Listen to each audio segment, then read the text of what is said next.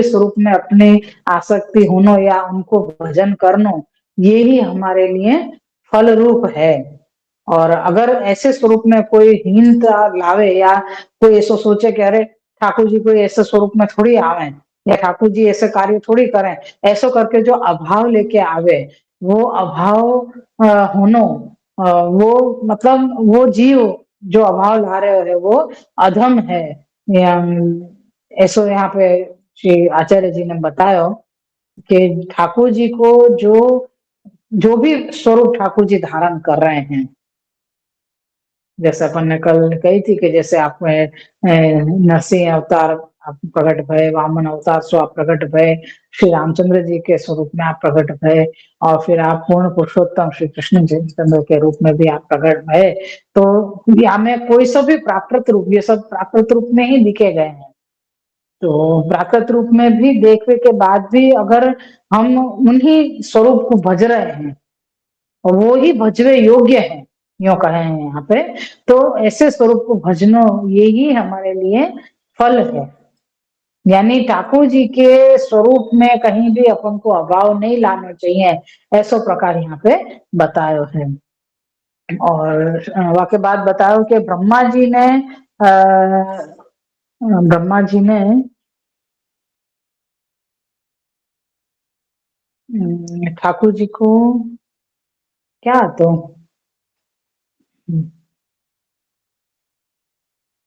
ये जो प्राकृत स्वरूप है उनकी आप स्तुति कर रहे हैं, वह स्तुति में कोई कह रहे हो कि तुम ऐसे स्वरूप की स्तुति क्यों कर रहे हो, या तुम कौन से स्वरूप की स्तुति कर रहे हो।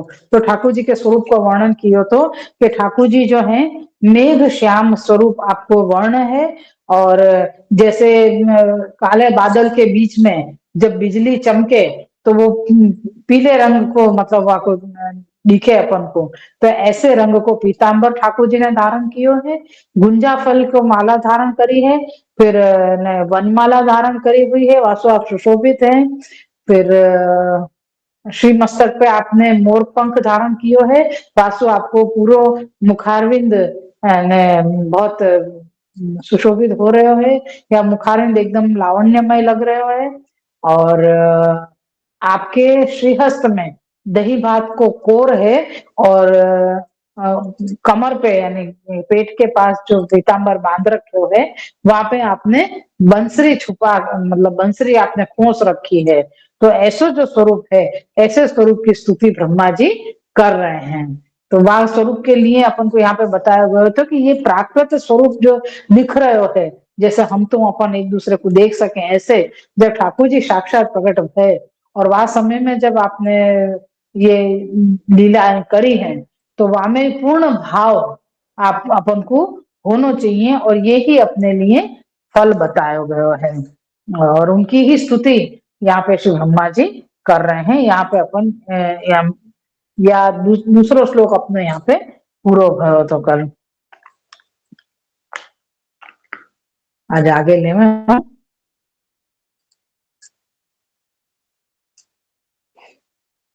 श्री कृष्णाय नमः, श्री गोपीजन वल्लभाय नमः, श्री वाक्पति चरण कमलेभ्यो नमः। श्रीमद भागवत महापुराण श्रीमद वल्लभाचार्य जी विरचित श्री सुबोधनी जी की टीका, और 10वां स्कंद पूर्वार्ध में कौतुक लीला निरूपक ये जो 3 प्रक्षिप्त अध्याय हते वामे सुइए 3रो अध्याय चल रहे हैं। 10वें स्कंद के अनुसार अपन 14वां अध्याय यानी के 14वें अध्याय में चल रहे हैं, और अपनो दूसरो श्लोक यहाँ पे पूरो भयो थो। अपन 3रो श्लोक आए हैं, वाको आभास है। यहाँ में एक चीज और बताई थी कि ठाकुर जी स्वेच्छामय हैं, यानी कि आप अपनी इच्छा से प्रकट भय हैं। यहाँ पे पहले ये बताया था ना कि ब्रह्मा जी ये कह रहे हैं कि हमारी इच्छा सु हमारी विनती से ठाकुर जी प्रकट भय हैं, मेरी विनती से, यानी ब्रह्मा जी खुद के लिए कह रहे हैं कि मेरी विनती से ठाकुर जी ने भूतल पे प्रागट्य लियो है। तो कैसे कैसे विनती करी, कहाँ कहाँ, तो कह रहे हैं जब पृथ्वी ने जब विनती करी आके ब्रह्मा जी से, तब ब्रह्मा जी ने ठाकुर जी से विनती करी कि पृथ्वी को दुख दूर करो। फिर ब्रह्मा जी ने ठाकुर जी को जब प्रागट्य भयो, तब आपने चतुर्भुज स्वरूप सु आपने विनती करी कि आप यहाँ सु मथुरा सु गोकुल पधारो। तब ठाकुर जी गोकुल पधारे। ये सब ब्रह्मा जी कह रहे हैं, लेकिन यहाँ पे बता रहे हैं कि ब्रह्मा जी तो बार बार कह रहे हैं कि मेरी विनती सो ठाकुर जी मतलब भूतल पे प्रकट भय हैं, लेकिन यहाँ पे कह रहे हैं कि ठाकुर जी स्वयं अपने स्वेच्छा से प्रकट भय हैं, और आप अपनी इच्छा से ही प्रकट हुए हैं यासु। यहाँ पे ठाकुर जी को फिर और कोई अपराध नियम लागू नहीं हुए, और काल के नियामक आप हैं। काल आपसु चले है, काल सु ठाकुर जी नहीं चले, ठाकुर जी सु काल चले, यानी ठाकुर जी की इच्छा सु काल चले हैं। तो ये सब प्रकार यहाँ पे आयो तो, और एक प्रकार ये बतायो तो कि ठाकुर जी को काल आदि क्यों बाधा नहीं करे। कोई ये पूछे कि भाई ठाकुर जी को काल बाधा क्यों नहीं करे। आज अपन को जैसे काल बाधा करे, समय समय पे आपको देह को वो चीज चाहिए, और नींद को समय हो तो नींद चाहिए, भोजन को समय हो तो भोजन चाहिए, जहाँ भी प्रकार को देह को समय होवे वह समय में अपन को, वो समय का मतलब है काल, तो वह काल के अनुसार अपन चले हैं कि भाई नहीं भाई अब अपन को ये काम करना है, ये इतना समय हो गया, ये इतना काल बीत गयो, तो अब अपन को ये कार्य कर लेना चाहिए। तो ऐसे करके अपन काल से बंधे हुए हैं, लेकिन ठाकुर जी काल से बंधे हुए नहीं है। तो क्यों ठाकुर जी क्यों काल से बंधे हुए नहीं है। तुम जब कह रहे हो कि ठाकुर जी ने यहाँ पे प्राकृत स्वरूप से भूतल पे प्रागट्य लियो है, तो ठाकुर जी को भी काल बाधा करनी चाहिए ना, मतलब ठाकुर जी भी काल से ही चलने चाहिए। तो कह रहे कि नहीं, ठाकुर जी को देह, ठाकुर जी को स्वरूप है वो कोई पंचभूत सु बनो भयो नहीं है। हम सब जीवन को देह है जो पंच महाभूत सु बनो भयो है, यासु हमको काल बाधा करे है। ठाकुर जी को जो श्रीअंग है वो कोई या क्या कहना है पंचभूत सु बनो भयो नहीं है, यासु उनको काल बाधा नहीं करे है। ये सारी चीज अपन को यहाँ पे बताइए, क्योंकि ठाकुर जी तो अशेष है और पुरुषार्थ रूप सच्चिदानंद स्वरूप है, और इनकी महिमा कौन गा सके, कोई नहीं जान सके।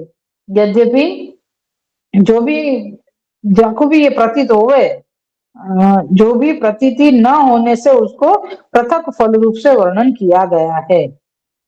यहाँ पे ठाकुर जी को स्वरूप जो भी नहीं जान पा रहे हैं उनके लिए अलग से फल बताया गया है, फल रूप से वर्णन किया गया है। अब अपनो तीसरा श्लोक है, आभास है। ननवेवं सती कथम ज्ञानार्थम यतन्ते तत्राह ज्ञाने प्रयासमिति। प्रयासमिति आभासार्थ है, यदि ब्रह्म के स्वरूप का ज्ञान होना अशक्य है तो उसके लिए प्रयत्न क्यों करते हैं। इस शंका का निवारण निम्न श्लोक द्वारा करते हैं। तो ये शंका कर रहे हो कि तुम कह रहे हो कि ब्रह्म है, पर ब्रह्म परमात्मा है, इनके स्वरूप को जानना अशक्य है, यूं ये कोई संभव ही नहीं है, ये असंभव है यूं कह सके। तो कि जब तुमको मालूम है कि जब जहाँ मतलब ये ठाकुर जी हैं, भगवान हैं, तो इनको ज्ञान होना, इनके स्वरूप को ज्ञान होना अशक्य वस्तु है, तो फिर तुम प्रयत्न क्यों कर रहे हो।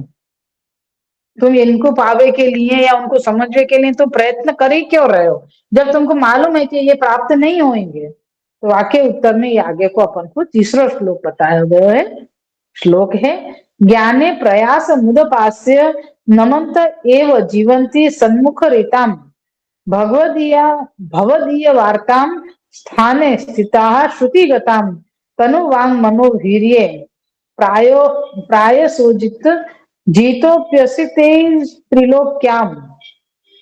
यहाँ तक ये श्लोक है अपना। श्लोकार्थ है, हे अजीत, अजीत मतलब किसी से भी नहीं जीते गए, हे अजीत ज्ञान प्राप्ति के लिए परिश्रम का त्याग कर जो लोग सत्पुरुषों के मुख से गाई हुई आपकी कीर्ति कान में आते ही शरीर वाणी तथा मन से नमन करते हुए जीते हैं, उनने आपके स्थान यानी तीर्थ मंदिर आदि में स्थित ही आप अजीत को प्राय जीत लिया है, अर्थात अपने वश में कर लिया है।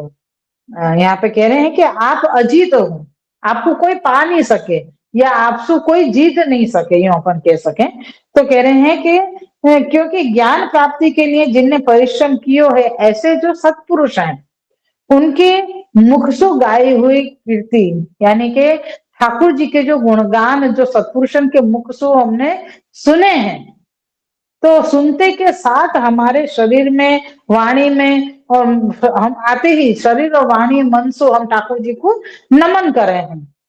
क्या? जैसे समझ में आया ना कि ठाकुर जी को गुणगान कियो, तो जैसे अपन गावे कि नमोस्तु यमुने सदा, तो अपन तुरंत हमारा ने मस्तक नम जावे। नमामि हृदय शेषे, तो फिर तुरंत अपना मस्तक नम जावे कि भाई नमन कर रहे हैं अपन। और ठाकुर जी के जितने भी गुणगान हम सुने हैं, उन गुणगान के कारण हम तुरंत मन वचन और कर्म हर एक प्रकार से, मन से भी हम नमन कर रहे हैं, वाणी से भी नमन कर रहे हैं, और क्रिया से भी, यानी कि हाथ जोड़ के अपन नमन कर रहे हैं। तो ऐसे प्रकार से जो हम सत्पुरुष के वाणी, यानी सत्पुरुषन के मुख से ठाकुर जी के गुणगान सुन के जो हम ठाकुर जी को नमन कर रहे हैं, तो जहां भी ठाकुर जी विराज रहे हैं, मंदिर में विराज रहे हैं, तीर्थ स्थान में विराज रहे हैं, कहीं भी हैं, तो ऐसे अजीत स्वरूप को भी हम जीत ले रहे हैं। क्यों? क्योंकि जो नमन करे हैं वो ठाकुर जी को प्रिय हो गए हैं, मतलब जो भाव से ठाकुर जी के चरणारविंद की शरण में आवे हैं और शरणागत वत्सल से ठाकुर जी हैं, यासु अपने आप वो भक्त के वश हो जावे हैं। तो ऐसे या श्लोक को अर्थ बताए हुए अब श्री सुबोधनी जी है, या कि ज्ञानम द्विविधम भगवतः स्वस्य च तत्र स्वज्ञानमपि भक्त्यैव भवति इति वक्तव्यम। भगवत ज्ञानम तो न कस्यापि भवति, न ह्यपाप ततो दृष्टो भगवान ज्ञातो भवति नापि श्रुतः। यहाँ से लेके अतो ने नैव प्रकारेण गृमत नानाम निस्तारो मम त्वेने नैव स्वरूपेणेति स्वतंत्र पक्षो निरूपितः। यहाँ तक कि श्री सुबोधने जी हैं, या कि व्याख्यात है, ज्ञान दो प्रकार का है। एक भगवान के स्वरूप का ज्ञान, दूसरो अपने जीव स्वरूप का ज्ञान। ज्ञान को दो प्रकार बताए यहाँ पे, कह रहे हैं ना कि भाई अपन को क्या प्रकार को ज्ञान होना चाहिए, जासु हम ठाकुर जी के चरणारविंद की शरण में हो जावे, या ठाकुर जी के चरणारविंद की शरण हम प्राप्त करें। तो कह रहे हैं कि वाकई में पहले तो अपन को ठाकुर जी के स्वरूप को ज्ञान होना जरूरी है, और दूसरों हमको हमारे स्वरूप को भी ज्ञान होना जरूरी है। हमारा स्वरूप यानी हम भक्त हैं, हम ठाकुर जी के दास हैं, और या प्रकार से मतलब अपनो वो अपने अपने आप को ठाकुर जी के चरण रज के स्थान हमारो है, ये हमको पता होनी चाहिए। तो तब जाके हम ठाकुर जी के स्वरूप को ज्ञान प्राप्त कर सकेंगे, और ठाकुर जी के स्वरूप को ज्ञान करेंगे तभी हम शरणागति स्वीकार करेंगे। अन्यथा जो हमारे अंदर अहम होएगो, दासत्व नहीं होएगो, तो हम कोई के शरणागति काय को स्वीकार करेंगे? कोई की भी नहीं करे ना।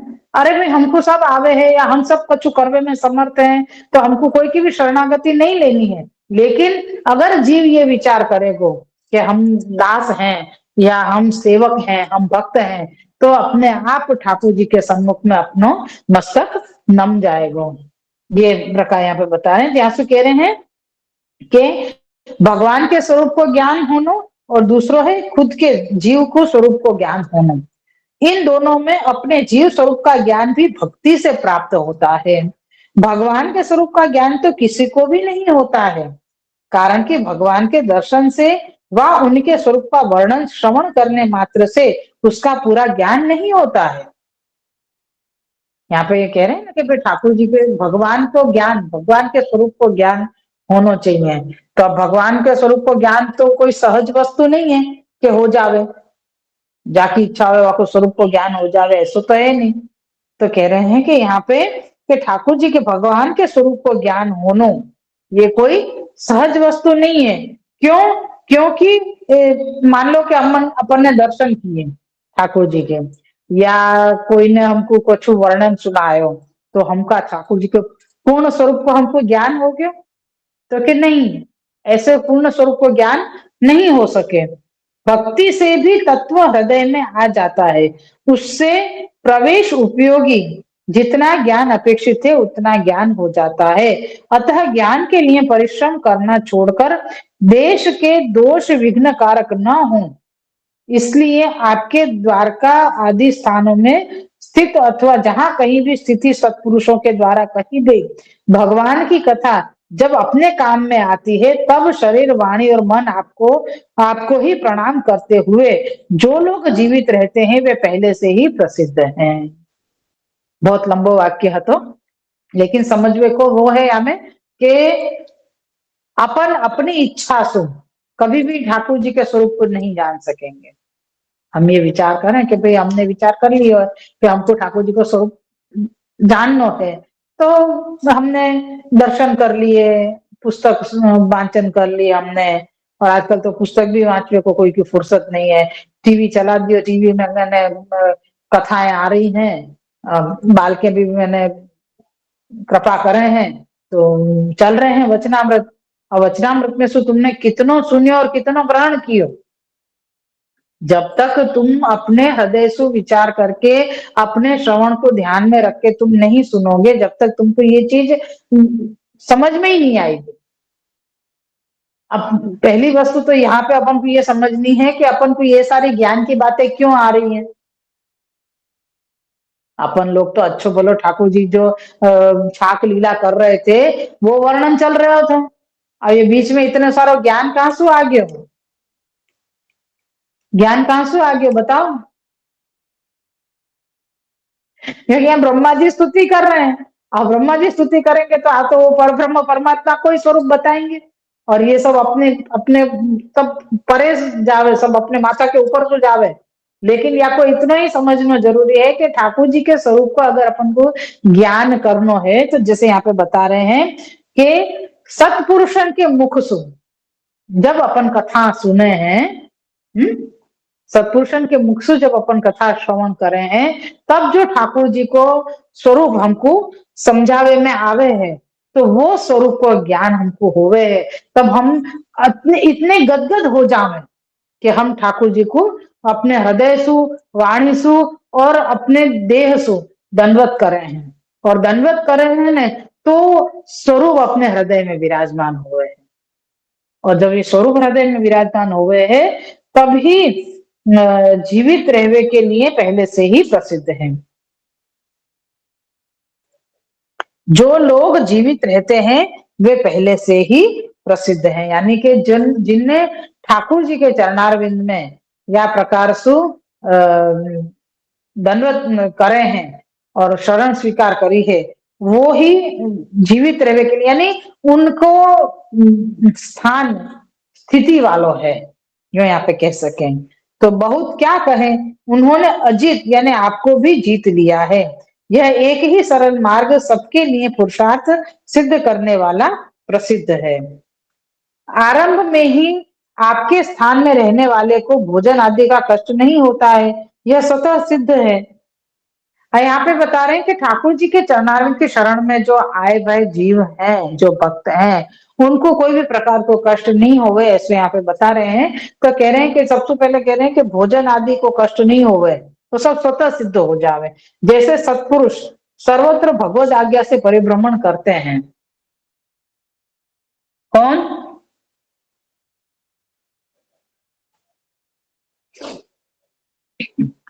सत्पुरुष सर्वत्र भगवत आज्ञा से परिभ्रमण करते हैं, उनका यही कर्तव्य है। जैसे कहें ना कि संत महात्मा हो वो कभी एक जगह नहीं टिके, वो लोग जगह जगह परिभ्रमण करें। तो क्यों? क्योंकि भगवत गुणगान करते भय वो सर्वत्र घूमते रहे। तो भाई सब जगह घूमेंगे तो रोज अगर घर होवे तो रोज को भोजन पानी को अपन व्यवस्था कर सके। ऐसे जगह जगह तुम रात बेरात घूमते रहो तो तुम्हारी भोजन की व्यवस्था कौन करेगा? ये कैसे होएगी? आखिर दिन तुम भोजन की साथ में ले लेके तो घूम नहीं सको। तो कह रहे हैं कि भाई ऐसे में ये तो मतलब परिभ्रमण करना तो उनको कर्तव्य है, और भगवान के गुणगान करने में वे आगे भी होते हैं। उसमें भी कथा जानकर ही कहनी, वैसा नियम वहां नहीं है। केवल भगवान से संबंधित कथा ही होनी चाहिए। युक्ति व अनुपपन्न को हो उसका विचार नहीं करना चाहिए। यहाँ पे ये जो सारो प्रकार है, आपको अपन को एक बार दो बार खाली श्रवण कर लेनो है, प्रभु कृपा से जो समझ में आ जावे तो बहुत विशेष कृपा है, नहीं समझ में आवे तो एक बार श्री महाप्रभु जी की वाणी है या सो अपन को श्रवण करना बहुत जरूरी है। या को मैं यहाँ छोड़ के और आगे बढ़वे को मेरे को कोई मतलब नहीं है, क्योंकि श्री महाप्रभु जी की वाणी ऐसे अधूरी नहीं सुनी जाए। या सो आपकी जो भी वाणी है समझ में आ रहा है या समझावे को मैं वल्लभ की कृपा से प्रयत्न कर रही हूँ, तो जो समझ में आ जाए तो बहुत भगवत कृपा है। अगर नहीं भी समझ में आ रही है तो कोई चिंता की बात नहीं है, हम जैसे भी हैं सब हम आपके चरणारविंद की शरण में है, ये विनती करके हम आगे बढ़ेंगे। यहाँ पे कथा को नियम नहीं है, सत्पुरुष जो परिभ्रमण कर रहे हैं उनके लिए ये सब कुछ बताया जा रहे है कि ऐसा नहीं है कि या समय में कोई यही कथा कहनी है। अपन लोगन के क्या है कि जैसे समय समय पे कीर्तन आदि जो करें वो कथा के रूप में है। जैसे कही जाए कि भाई ऐसे या दोपहर के समय में अपन यूं कहें कि भाई अपन को या समय आश्रय के पद नहीं गाने चाहिए, आश्रय के पद गावे को समय शाम को है, रात्रि को है, तो ऐसे समय में कि भाई दोपहर तो समय समय के अनुसार में ठाकुर जी की गुणगान करना एक नियम है कि प्रातः काल में आपके मुखारविंद को सुंदर वर्णन करनो और ये सारो प्रकार में आवे हैं। तो ऐसे प्रकार से यहाँ पे अपन को समझवे को हो। तो यहाँ पे कह रहे हैं कि ये जो सत्पुरुष जो घूम रहे हैं, जो परिभ्रमण कर रहे हैं, इनके लिए कोई नियम नहीं है, ये कहीं भी कोई सी भी कथा कह सके। मतलब ऐसे इन लोगों के मतलब हृदय में सतत प्रभु को वो है जो क्रम वो चलो ही करे है। तो बिना प्रयास वह बिना प्रयास कान में आ जाती है, किंतु वह काया वाणी और मन से नमन योग्य है। भगवान की वाणी, भगवान को स्वरूप, भगवान की कथा यहाँ पे जो भी मतलब सुन रहे हैं या जो भी मैंने वाकु पान कर रहे हैं, तो उन सबन को हृदय सु मतलब मन सु, वाणी सु और कर्म सु वो नमन करवे के योग्य है। यासु अपने आप ही वो बिना प्रयास कान में सुनाई देती रहे हैं। उस वार्ता को शरीर मन तथा वाणी में इस प्रकार स्थान देना जैसे उसमें दुर्भावना उत्पन्न न होने पावे। जैसे हमें शुरू में अपन को जो कारिका दोष महाप्रभु जी ने बताई कि ठाकुर जी के स्वरूप में कभी भी अभाव नहीं लाना चाहिए, दुर्भाव नहीं लाना चाहिए। अगर वो ला रहे है तो वो जीव अधम है, यहाँ तक कि आपने स्पष्ट आज्ञा करी है।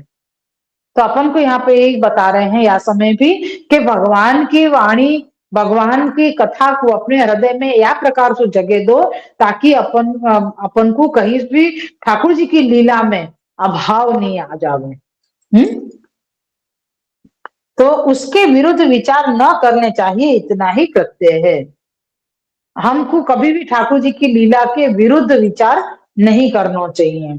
यह भक्ति मार्ग में जीवन ही साधन है, न कि कर्म करने आदि साधन है। जीवन के सामने भगवत गुण श्रवण जीवन में हो सकते हैं, यानी भगवत गुणगान करनो यही हमारो साधन है और यही कर्म है, यहाँ पे ये बता रहे हैं। तो श्लोक में आए हुए प्रायशः का भाव बताते हैं कि वे भक्ति पथिक यदि अन्य भाव न लावे अथवा कालाधिक प्रतिबंध है, केवल जीवित रहकर श्रवण से क्या होगा, इस प्रकार के भाव न लावे तो यही जीवन एक सरल साधन सर्व सिद्धि कारक है। अतः इस प्रकार जीवित रहकर भगवत गुण श्रवण से होने वालों का मोक्ष होगा। मेरा तो प्रथम श्लोक में कहे हुए भगवान के स्वरूप से ही मोक्ष होगा, इस प्रकार स्वतंत्र प्रत्यक्ष दर्शन के पक्ष का निरूपण किया है। बहुत सुंदर वर्णन आयो है वैसे हमें। ये कह रहे हैं कि ठाकुर जी के कथा जहां भी श्रवण में आ रही है, जिन सत्पुरुषन के मुख से तुम कथा को श्रवण कर रहे हो, तो वह कथा को सुन के तुमको सबसे पहले तो मन वचन और कर्म से ठाकुर जी को दंडवत करने हैं और अपने आप ही दंडवत हो जाने, या में अपन को दंडवत करने की जरूरत नहीं पड़े। अपने आप ही ठाकुर जी को अपन नमन कर ले। क्यों? क्योंकि हमने अपने आप को ठाकुर जी के सेवक के रूप में, ठाकुर जी के भक्त के रूप में अपन को बना रखे हुए हैं। बराबर। और फिर दूसरी बात ये बताई है कि ठाकुर जी को ये जो जो भी लीला हम श्रवण कर रहे हैं, वाकु हृदय में ऐसे प्रकार से रखो कि जासु ठाकुर जी की कोई भी लीला में हमको अभाव नहीं आवे, दुर्भावना नहीं आवे। ये सब जब हो जाएगो तो कोई यो कह रहे हो है कि भाई खाली ठाकुर जी के कथा सुनवे सु क्या लाभ होएगो? खाली तुम कथा सुनते रहोगे तो यासु का लाभ होएगो? तो वाको कह रहे हैं कि भाई ये जो एक सरल साधन है, ये सिद्धि कारक है। ठाकुर जी को गुणगान श्रवण करनो ये ही एक सरल साधन है जो सिद्धि कारक है। सिद्धि क्या मिलेगी या में हमको? तो कह रहे हैं कि अतः ठाकुर जी मतलब या में जो बता रहे हैं कि ठाकुर जी को यानी भगवत गुणगान श्रवण करवे सु या करवे वाले को मोक्ष की प्राप्ति हुए है। जो ये मर्यादा के क्रम में बताए जा रहे हो है कि भगवत गुणगान भगवत कथा सुनवे सु जीव को और कोई साधन नहीं करना पड़े मोक्ष प्राप्त करवे के लिए। समझ में आई? जीव को और कोई साधन नहीं करना पड़े मोक्ष की प्राप्ति के लिए।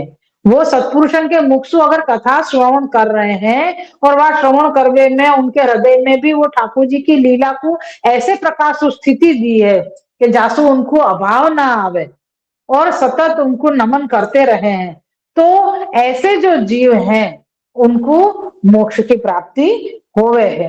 और ब्रह्मा जी यो कह रहे हैं कि भाई मेरो तो ये प्रथम श्लोक में यानी यहाँ पे जब विनती करी ने कि कैसे ठाकुर जी की स्तुति कर रहे हैं, तो कि जो मेघ श्याम स्वरूप है, जैसे बिजली कड़के बिजली को रंग जो पीत आवे है ऐसे रंग को पीतांबर धारण किए हुए है।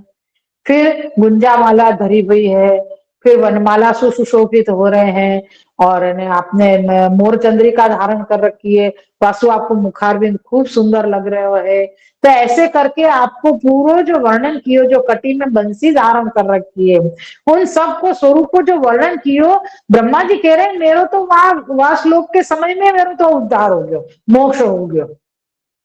कह रहे हैं ना कि स्वरूप को वर्णन ही मेरा तो प्रथम श्लोक में कहे हुए भगवान के स्वरूप से ही मोक्ष होगा।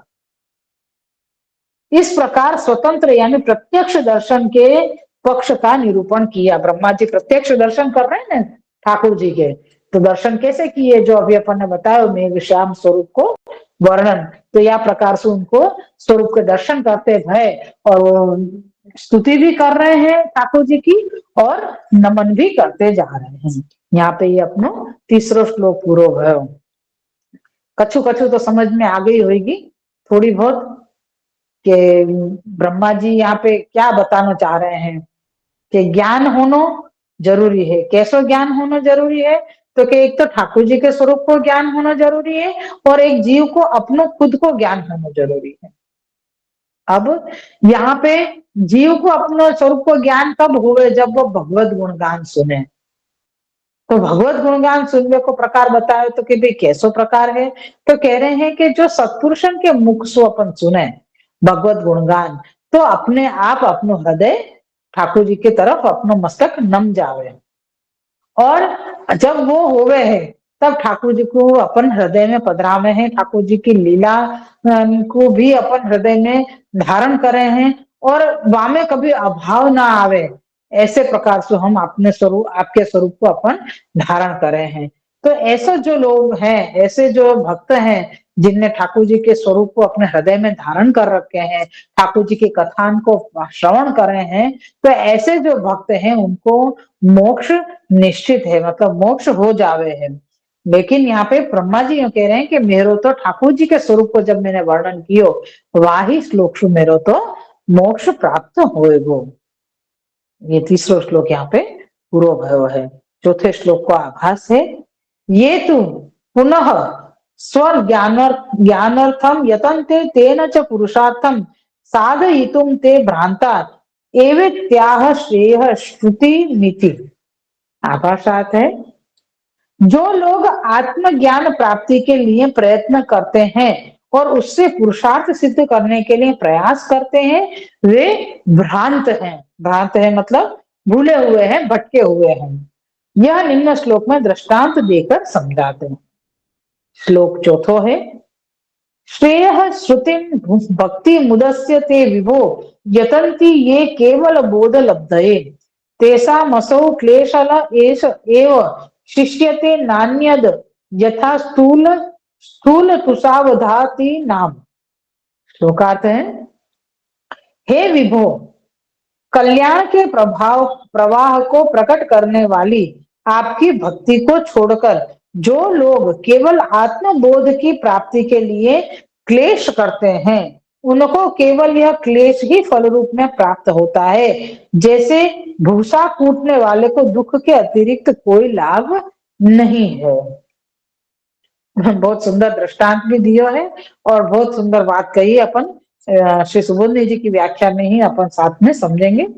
श्री सुबोधनी जी हैं यहाँ पे, श्रेयसः श्रुति ही प्रसव श्रुतिर्गतिर्वा गतिर्वा यया यया भक्तिर्हि चिंतामणि रूपा प्रार्थ्यते चेदन्य दिवात्म ज्ञानमपि प्रच्छयते तादृशमपि परित्यज्य केवलम स्वरूप ज्ञान मेवास्ति इति ये यतन्ते तेषामसौ यत्नः क्लेश क्लेशल एव शिष्यते।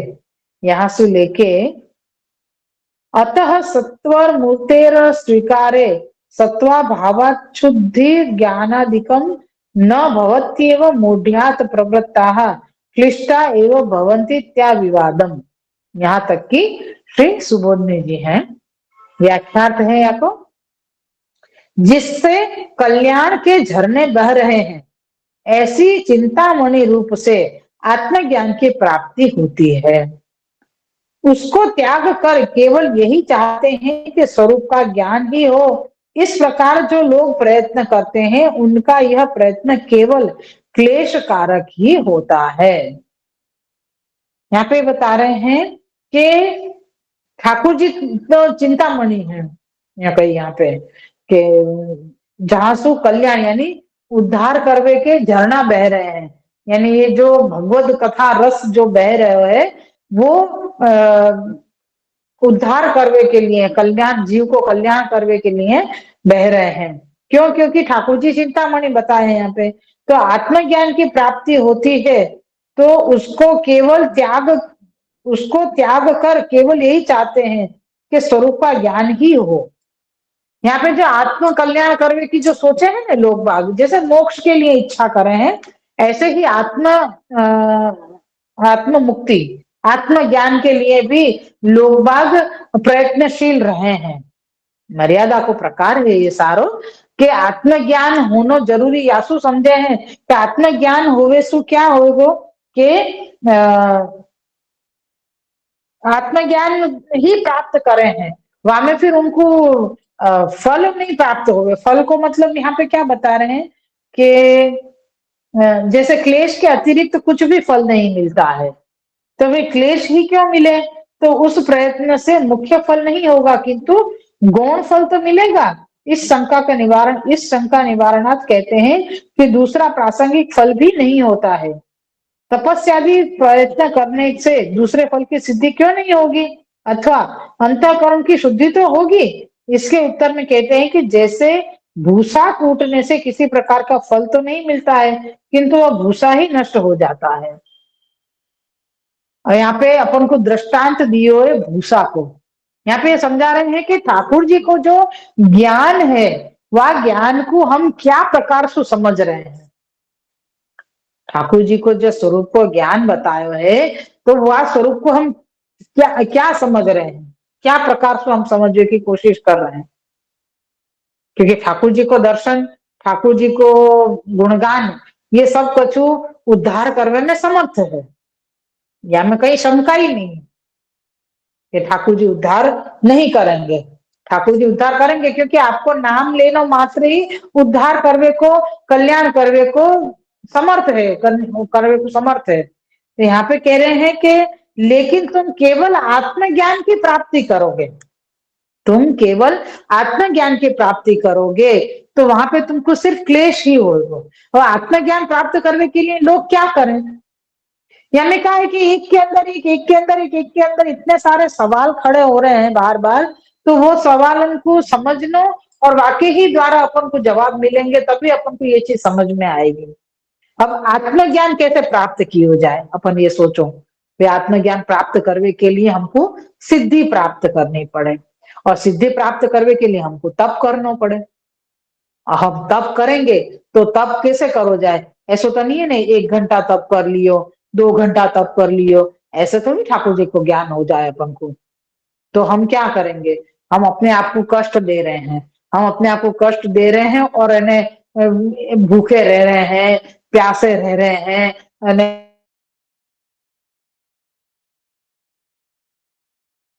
अपने आप को कष्ट देके हम तप कर रहे हैं। और वो तप करवे सु हम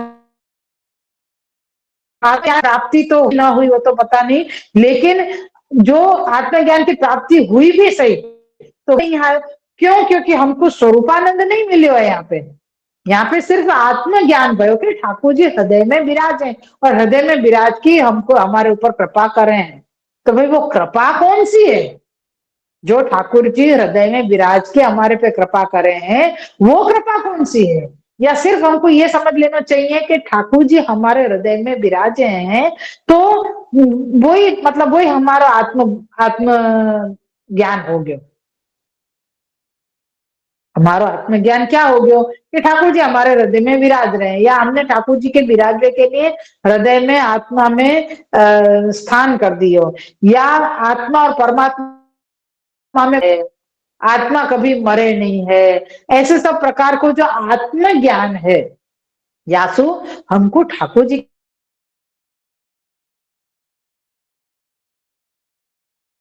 कह रहे हैं कि या में फिर सिर्फ क्लेश ही मिलेगा, क्योंकि सच्चिदानंद स्वरूप जो है वो तो हमको प्राप्त नहीं भय। आनंद स्वरूप जो ठाकुर जी है वो हमको प्राप्त नहीं भय। हमको ये ज्ञान हो गया कि यहाँ जगह पे यानी कि आत्मा में ठाकुर जी को स्थान है विराजवे को, या ठाकुर जी ही आत्मा में के साथ जुड़े हुए हैं। ठीक है ना, आत्मा और परमात्मा में कोई भेद नहीं है। क्या परमात्मा में सु ही हमारी आत्मा भी निकली हुई है, या सु हमारो एक के है, ये ज्ञान भयो। लेकिन ठाकुर जी प्राप्त नहीं भय, तो जो आनंद प्राप्त होना चाहिए वो आनंद नहीं मिलो, तो क्लेश तो जहां तो वहां यही रहो। तो दृष्टांत दे रहे हैं कि जैसे भूसा, भूसा को तुम कूटोगे तो भूसा के अंदर तो कोई सार है ही नहीं। आज अपन जैसे कहें कि भाई गेहूं है या कोई ऐसो धान है, जाको कूट वैसू भूसा अलग रह जावे और धान अलग हो जावे। बाजरी है, जुआर है, गेहूं है, ये सारे धान है। इन धान धान की जो फली या जो भी कहे जाता हो वो जव जैसे कहे, तो वाको कूटेंगे, वाको कूटने से क्या होगा कि दाना अलग हो जाएंगे और भूसा अलग हो जाएगा। लेकिन अगर केवल भूसा को ही तुम कूटोगे तो वहां में से तो कछु प्राप्त नहीं होगा, अपितु वो भूसा भी नष्ट हो जाएगा, इतना कुटा जाएगा वो कि वाको खुद को भी अस्तित्व नहीं रहेगा, वो भी कोई काम को नहीं रहेगा। तो यहाँ पे यही बता रहे हैं ब्रह्मा जी को, जो स्तुति जो चल रही है वहां में श्री आचार्य जी यही खुलासा कर रहे हैं कि तुम जो आत्मज्ञान प्राप्त करने के पीछे दौड़ रहे हो, तो आत्मज्ञान में सिर्फ सिर्फ और सिर्फ क्लेश ही प्राप्त होगा और कछु प्राप्त नहीं होगा। क्योंकि यहाँ पे अंत जो कोई कह रहे हो कि भाई तप आदि तप कर रहे हैं, तो प्रासंगिक फल यानी कि जो हमको ठाकुर जी के स्वरूप को ज्ञान होना चाहिए वो भले नहीं मिले, चलो कोई बात नहीं। तुम कह रहे हो कि तुमने आत्मज्ञान के लिए तप कियो है, ठाकुर जी के लिए है ना भूखे प्यासे रहे, और न सारे वातावरण तुमने सहन किए, घर के लोगन की भी माथा कूट तुमने सहन करी, सब कछु सहन कर लियो आत्मज्ञान लेवे के लिए। लेकिन आत्मज्ञान मिले जो हम चाह रहे थे वो चीज तो हमको नहीं मिली। यानी जो ठाकुर जी को स्वरूप को ज्ञान जो हमको प्राप्त करना तो वो तो हमको नहीं मिलो। तो के मिलो क्या? तो कि भाई क्लेश ही क्लेश मिलो। तो कह रहे हैं कि अच्छा तो के क्लेश ही क्लेश मिलो, तो एक काम मतलब आगे 3 चीज पूछ रहे हैं कि भाई तप आदि कर्मेशु चलो अभी जो प्रासंगिक फल है वो नहीं मिलो कोई बात नहीं, तो कम से कम कोई दूसरो फल तो सिद्ध होएगा कि नहीं। तो कह रहे हैं या अथवा दूसरो फल सिद्ध नहीं होएगो तो कम से कम अंतःकरण तो शुद्ध हो जाएगो, आत्मज्ञान होवे सु अंतःकरण तो शुद्ध हो जाएगो। या यो कहें कि इसके उत्तर में कहते हैं कि जैसे भूसा कूटने से किसी प्रकार का फल तो नहीं मिलता है, किंतु वह भूसा ही नष्ट हो जाता है, वो भूसा भी पीछे कोई काम को नहीं रहे, क्योंकि बिना धान को भूसा है, तुम वाको कूटे जा रहे हो तो धान तो निकल चुको है, धान तो है ही नहीं वहां के अंदर, है धान तो है ही नहीं वहां के अंदर, लेकिन फिर भी तुम वहां भूसा को कूट रहे हो, तो भूसा खुद ही इतना भूसा जैसे होके वाको अस्तित्व नष्ट हो जाएगा। वैसे ही सत्व मूर्ति की भक्ति का स्वीकार किए बिना तथा सत्व गुण का अभाव रहने से अंतःकरण की शुद्धि व ज्ञानादि की प्राप्ति नहीं होती है। मूर्खता से उसमें प्रवृत्त हुए लोग दुखी ही होते हैं, इसमें किसी प्रकार का वाद नहीं, अर्थात यह निश्चय ही है। श्री वल्लभाधीश की जय हो। यही रखेंगे आज अपन। 2 श्लोक अपन को यहाँ पे समझाए गए हैं। 2 श्लोक में क्या आयो है कि पहले तो हमको ठाकुर जी के स्वरूप को ज्ञान होना चाहिए और फिर अपने स्वरूप को ज्ञान हो गए तो वह ज्ञान सु अपन को ये समझना है कि ठाकुर जी के स्वरूप को जो गुणगान हम सुन रहे हैं, जाकू सत्पुरुष और हमको कथा सुना रहे हैं या सत्पुरुषन के मुख से हम गुणगान सुन के और वह गुणगान को हम नमन कर रहे हैं, वह गुणगान को वह लीला को हम ठाकुर जी को वह लीला के स्वरूप को हम हृदय में स्थान दे रहे हैं, पधरा रहे हैं, तो यासु हमारे को यानी कि जो लोग ये कर रहे हैं उनको मोक्ष प्राप्त होएगा, ये चीज यहाँ पे बता रहे हैं। तो फिर बता रहे हैं कि ठाकुर जी के स्वरूप को ज्ञान करने के लिए लोग कई बार आत्मज्ञान के पीछे दौड़ रहे हैं। तो भाई आत्मज्ञान क्या है, तो वो क्लेश ही कराने वालों है और कुछ नहीं दे सके है। क्यों? क्योंकि आत्मज्ञान में जो आनंद है ठाकुर जी के स्वरूप को, वो आनंद की प्राप्ति नहीं हुए है, ये प्रकार यहाँ पे बताया है। आसु अपन को गुणगान बोलो, किसी देर में भूल गई अक्षर सह क्या तो के हमको ठाकुर जी के सत्व मूर्ति का भक्ति का स्वीकार किए बिना सत्व गुण के अभाव रहने से अंतःकरण की शुद्धि और ज्ञानादि की प्राप्ति भी नहीं हुए है।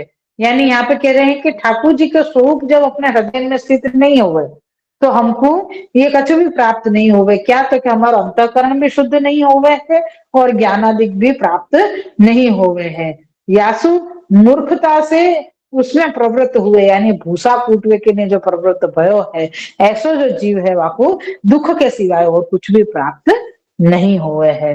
यहाँ तक कि अपनी तीसरो श्लोक नहीं चौथो श्लोक यहाँ पे अपनो पूरो भयो है। प्रक्षिप्त अध्याय में तो तीसरे अध्याय को चौथो श्लोक अपने यहाँ पर पूर्ण भयो है। श्री वल्लभाधीश की जय।